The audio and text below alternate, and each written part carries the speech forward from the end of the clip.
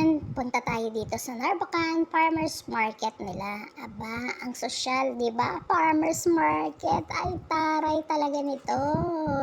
Bagong-bago lang itong palengking ipinagawa. So, na-curious kami at napadaan dito. Galing kami sa Santa Ilocos Sur.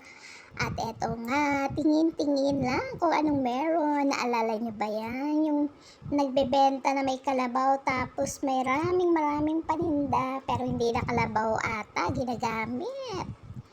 Mga motor na para mas mabilis kaya. Char! At ayan, maraming gulay-gulay kaming nakita dito. Pero syempre hindi na kami mamamalengke at namalengke na kami sa Bigan Market.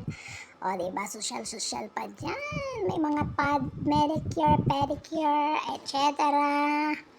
At ito, ang Narbacan, halo-halo nila sa Narbacan, Ilocos Sur. So, kailangan matikman to.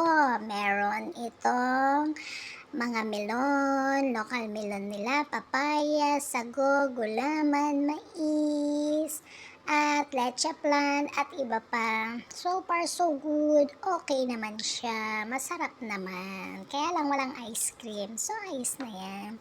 Tara, magpalamig muna tayo dito.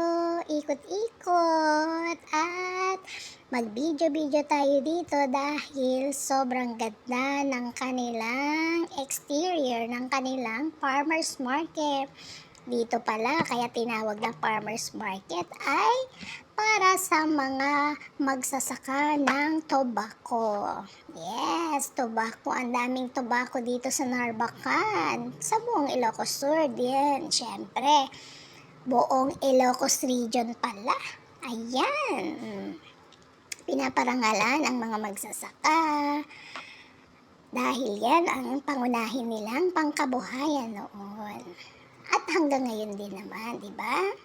So, ikot-ikot tayo. Ipasyal ko kayo. Tingnan nyo naman ang exterior ng farmers market nila. Oh, di ba? Ang sosyal-sosyal. Kala ko mall. Hindi pala. Farmers market. Ang bongga. So, kaya na-curious kami. Video-video muna. Picture-picture. Maraming salamat sa panonood. Pag napunta kayo sa Ilocos, huwag niyong kalimutan pasyalan ito. Ay, napakagandang pasyalan. Please like and share. Agyaman at ti amin. Apo.